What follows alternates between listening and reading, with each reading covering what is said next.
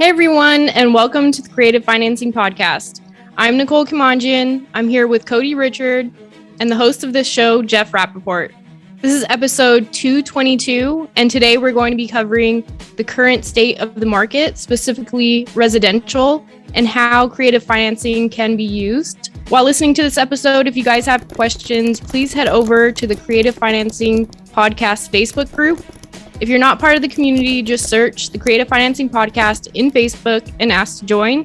There will be a live session on the second Thursday of every month, so bring your questions. If you're watching this on YouTube, you can ask your questions in the comments below. If you're getting value from this episode, please like, share, and subscribe to the show. We also want your feedback, so please rate and review wherever you listen. Awesome. Thank you, Nicole. Yeah, Jeff, this one was spawned by me. I just have not been through a cycle. I've been doing this about 2 years full time.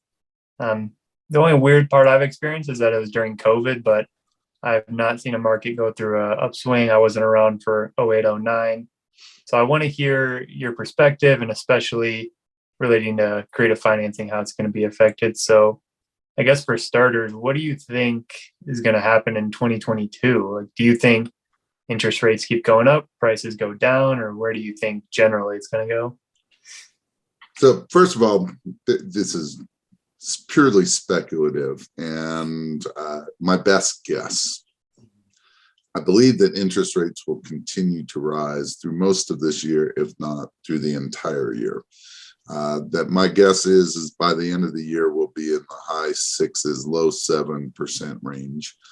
And yes, it will have an effect on real estate, but it probably will have an effect more by market than in general. The markets that it's going to affect a lot are the higher priced markets, like your California. I want to say Utah, but I will say more Idaho than Utah. And the reason that I say that is Idaho is considered, when I say Idaho, more specifically like Boise. Boise is considered the most overpriced city in the entire United States right now. And it's seen huge appreciation and pretty much the same kinds of things that have happened with Utah, which is a lot of Californians selling their properties for millions of dollars and moving to Idaho and Utah and being able to buy properties for a fraction of that, and have more land and for don't have the same tax issues that they would be in California. The one thing that is protecting both potential markets is the job growth, and that they continue to have more and more people move to those markets, and there's really a shortage of housing. And so that might insulate both markets from seriously having a major downturn. But the real key, in my opinion, is affordability. And in both markets, affordability is not there.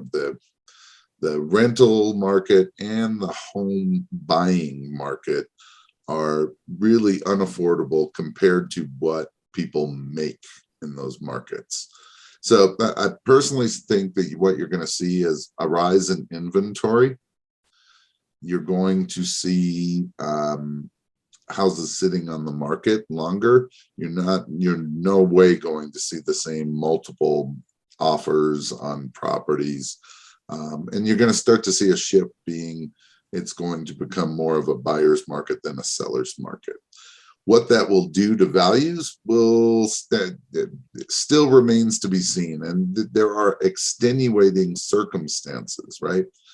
Inflation, recession potential, the rising of everything, right? Food and gas, and the war in Ukraine, and there's the stock market and crypto plunging.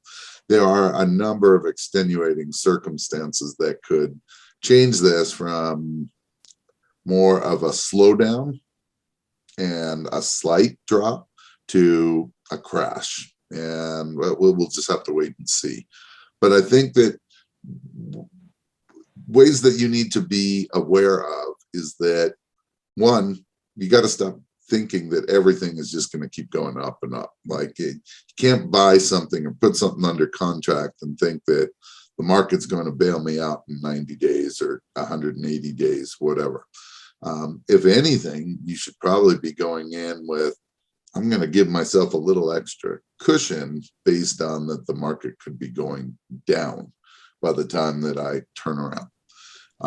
And obviously, one of the things that we want to talk about on our show is, interest rates just had a major jump yesterday. I'm not sure what it translates into mortgage rates, but mortgage rates are hovering around 6% right now for an owner occupant for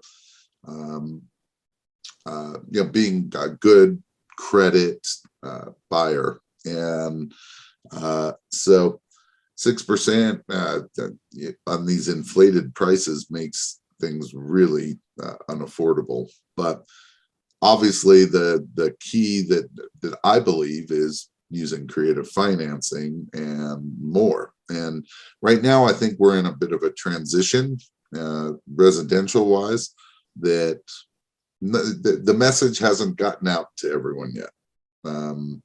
They will as things start to slow down. They're not, jumping off the market. And there may be price ranges that still do, right? So it might be on the lower end. It might actually be in the middle end, depending on what market you may be in. But the markets that will continue to kind of be stable are probably the good cash flowing markets, and where people are still moving, where new jobs are being created. But now I think we got to be careful of the affordability. So I don't know if that answers your question totally, Cody, but yeah, I personally think that creative financing is going to play a much larger role than even the last several years. Okay, that makes sense. And just briefly on cash offer, so it sounds like start to be a little bit more conservative. So if you were doing ARV times 0.83 minus repairs and all that stuff, maybe do ARV times 0.8 just to give yourself some wiggle room. You can try to sell it for the same price, but if you need to reduce it, you have that room to do it now. Is that fair to say? Again, it'll be more of a market specific, right? But I would tell you that wherever you have been, in the last few months, and if you're using some kind of equation like Cody just mentioned, I'd probably start 5% less. And so if you've been selling, if you're able to sell something at ARV times 0.82 or 0.83 minus repairs, then I would expect that I'll be selling it at 0.78, which means that I probably need to get it at a better price myself, whether I'm wholesaling it, I'm retailing it, whatever I may be doing. And certainly if you're looking at, any kind of like rental, single family, small multifamily, now the goal should be is where, can this property afford the kind of debt service that I may be getting when, I have to go get a permanent finance, that conventional loan. Can I afford 5.5%, 6.5%? Will that still make sense? And if it's close, you might want to really push to get a little better price. Okay. So, and go ahead. Jeff, so I know like when we make creative financing offers, sometimes we are able to give them like the market value or sometimes a little more, depending on how you structure it, right? Are you still willing to do those things? Like with the interest rates where they are, and I guess looking forward, like you just mentioned, like if you have to refinance and stuff, like does it still make sense? So it really depends what I'm trying to do with the house. So what I always like to do is I want to look at what my exit strategies are, right? So if I'm looking at a single family home and the goal is I want to sell this property to an owner occupant, then chances are that I'm not as worried about the price. What I'm probably more concerned about is one of two things: what the payment is and what the term is, right? Because even if it's a little overpriced, if I can offer it for a longer term, then we can offset that. And if I can get a better interest rate, which would mean a better monthly payment, more people are going to be concerned about the down payment and the monthly than the purchase price. So if I'm looking at renting that particular property, then I'm going to look at, again, the term, because where will that put me when my term comes up? Because if prices drop a little bit, does it still allow me to refinance the property at 75-80% loan to value, or will I have to bring more money to the table? And I'm going to look at potentially, hey, will this cash flow at an interest rate of 5.5%, 6.5% in 3 years, 5 years, 7 years? Because hey, that's what we could be looking at. Can you protect yourself in all cases? It's going to be hard, right? But we don't know what the future is going to bring. But I would look at it in a number of different ways based on what my potential exit strategies are, and then try to structure terms in a way. You can start adding clauses that would be something like, hey, maybe I have a 5-year term, and based on my 5 years, I feel like I'll be at that 75-80% range where I can refinance. But maybe you add a clause that the term continues based on having the property appraised and being at that 75% loan to value or less.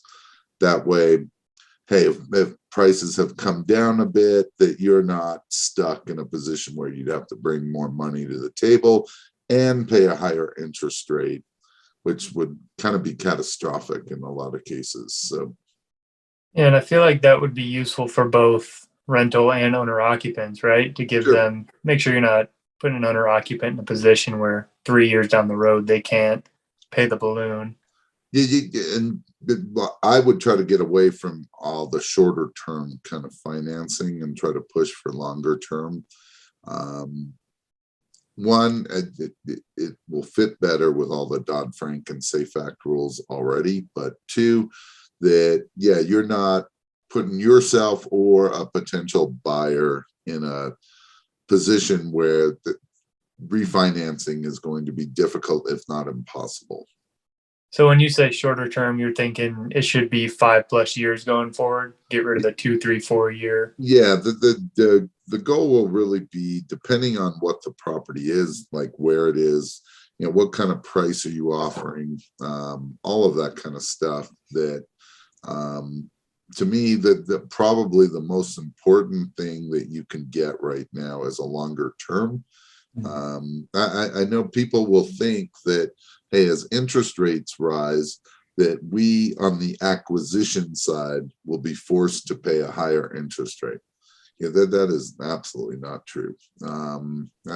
You may choose to do so, but that is not the case.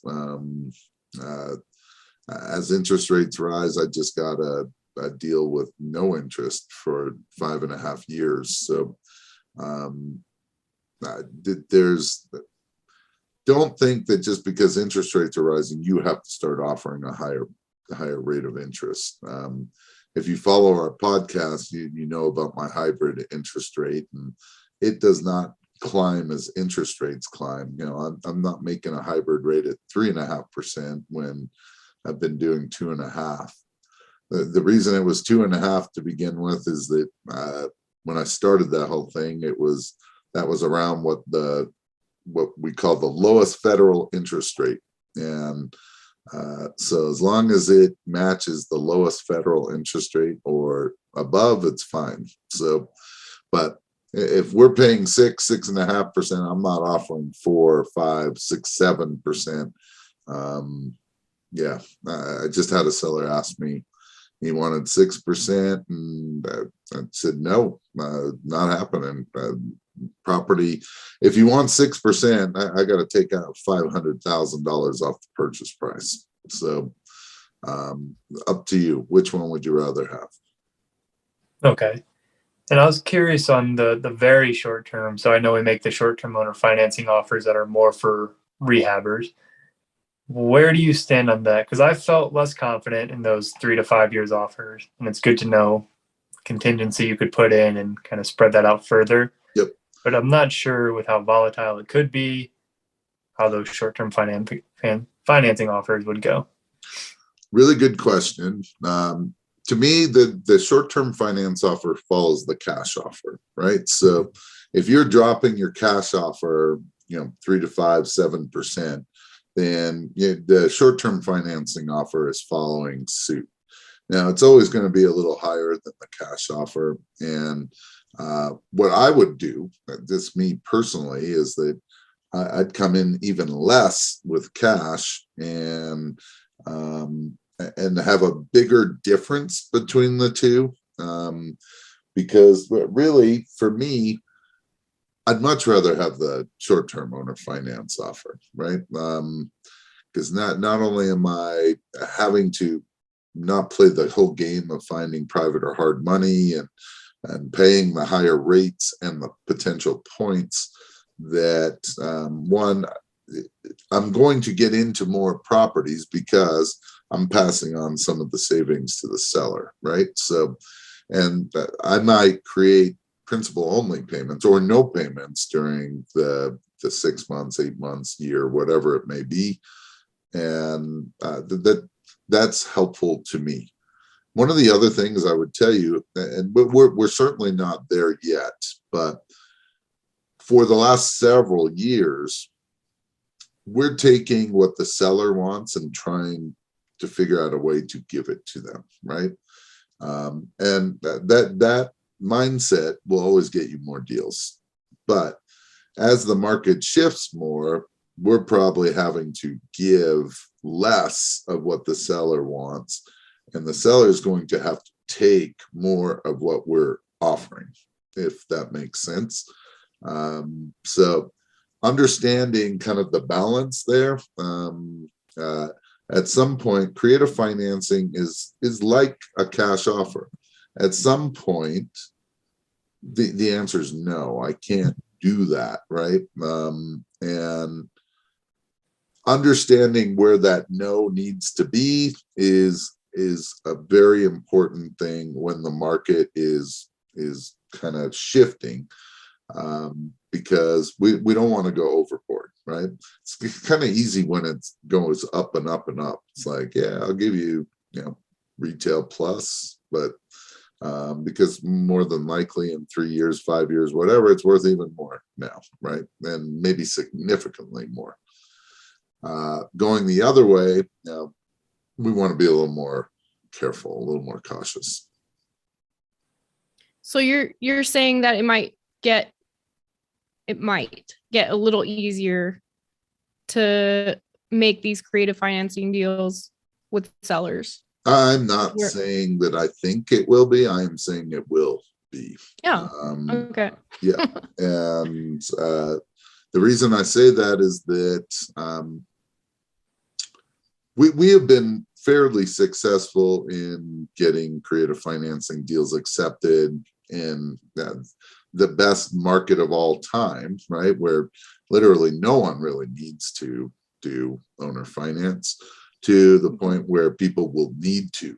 And my guess is that there will be a point sooner rather than later where there are people that are upside down, right? That don't have any equity in their property, but the one thing that they do have is a really good interest rate and a good payment. And that may still allow us to create deals on properties that really had little to no equity. Yeah, so we can still take advantage as I guess with those creative financing offers of those low interest rates that we've been seeing up until this point. That's right. And that should really spur the creative finance movement really for the next foreseeable future, because how low interest rates were, how many people bought, how many people refinanced over the last 5 years when interest rates are 4% and less. What about, Okay. because I know a lot of people took out like HELOCs as well, Jeff. Like what about if you came across someone, and I guess it might be too hypothetical, but they have that low interest rate, but then they also pulled out a HELOC on their home and took out all the equity. So really the thing that you need to know about the HELOC is that, hey, initially, well, first of all, and I wouldn't plan on this because I don't expect this really to happen, but back in 2008, when everything crashed, banks were calling HELOCs and lines of credit due, right? That even though they weren't due, they're like, pay it back now. We have the right to, have you pay it back. I wouldn't worry about that because I don't know how you plan for that kind of stuff. But if you were doing some kind of owner finance subject to, or wrapping a property that has a HELOC, know where it is in terms of, okay, how long will it remain interest only, and what will happen when it turns to principal and interest? Because that should be an issue no matter what, whenever you're dealing with a HELOC. That would also be, the one loan that I would absolutely stay away from is any kind of variable rate. Variable rates are shooting through the roof. There may be an exception to that there are some like 10-year variable rates where, they're fixed for 7 or 10 years. If the exit strategy is prior to that, then not a big deal. But if you're going to go past that, you got to know what will happen to that particular note. Makes sense. Anything else that we should cover in terms of residential? Personally, I see that I expect that you will see an uptick in pre-foreclosures. Pre-foreclosures are a lot of creative finance is structured around pre-foreclosures. I expect that will just grow. I don't know about the whole tsunami coming of pre-foreclosures, but I expect that will increase over some time. If we start seeing a downturn to some degree, people could be underwater. That will either create more defaults or pre-foreclosure kinds of opportunities. So being able to understand how to deal with those creatively will just get you more deals. And I was speaking to a coach of mine earlier today, and he said to me that I thought this was interesting. He said, I really foresee less being able to be a great marketer going forward, but I see more of being able to structure offers and create solutions being much more important going forward. So that may be true. We'll see. I think it's true in general. Yeah, like that it could be. statement. Yeah, marketing definitely helps keep deals coming in, but I do appreciate you doing this. I think the biggest worry for me was just the uncertainty, being that I hadn't been through a cycle, and it sounds like just learning to structure deals around that uncertainty. So creating the longer terms, making sure you check that you can refinance at certain points depending on where the interest rate could be. So that brings me some more comfort in writing offers going forward. And give yourself a cushion, right? Mm-hmm. Even though you may lose out on a few deals because others aren't putting that cushion in. So be it, right? There were plenty of people that have invested in the last few years that have invested successfully because the market was on their side. And we will see, because there are a tremendous amount of investors in the real estate space that have never seen the downturn. And we'll see how they handle it. And I guess the last thing I'm curious about, are there any different conversations you're having with sellers, knowing that the market is going to be having increased interest rates and likely going down in price, to kind of open their eyes to it? Or is it more of a wait and see and keep following up with them? So never want to be rude or offensive, right? But personally, to me, some of these people are, we're in what I call a transition phase, which is word is still getting around. Like, I'm pretty sure almost every seller knows interest rates are on the rise, right? Even property owners that have realtors have been informed that interest rates are on the rise. However, that they may not be totally, they still may be in the dark about, well, what does that do to the value of my property? And as we go a little more time passes, they will see what happens to their property. So to me, I'm always asking the question, and this question may not have been as pertinent the last several years, is, hey, if you don't get the property sold, what do you do now? And when we're dealing with commercial properties, whether it's me or acquisition manager, I'm pushing the envelope with them. I am telling them, hey, this may be the best offer that you ever get.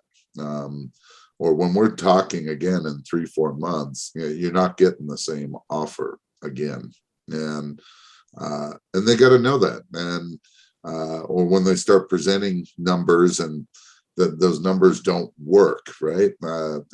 They're not thinking through the numbers. They're like, well, I should be able to get 6%, or I should get this much money down. It's like, work the numbers. Tell me if that works. How much cash flow is left? So I am going to have a little more frank conversations with sellers. Not rude, because I always want to leave the door open for follow-up. And I think you will see a lot of deals, whether the follow-up is a few weeks or a month or two or several months, that people may think they know, but they don't really know right now. Okay. Yeah, I think that's a good point about having that conversation nicely. Yeah, like the market's changing a lot. Yeah. If the market's changing a lot, when we have this conversation a few months down the road, I'll stay in touch, but our offer is likely not going to be this good. No, and you could say it in such a way that I really hope that you're right, and I hope you're able to get every last penny for your house. I've been around real estate for a while now, and I unfortunately don't see that, and would love to be able to help you, but I can't help you if we're not on the same page as in terms of what's going on in the market. Yeah, that's a great way to put it. I'll definitely listen back to that, write it down, and put it in my script. Again, don't be rude, but get your point across. People like when people are upfront and honest with them, even sometimes when they don't want to hear what you have to say. All right, so this went way longer than I would have thought. So let's wrap this up, Nicole. We're going to do another episode. We're going to do the same thing. We're going to do it on commercials. So tune in for that one and go out and create some terms.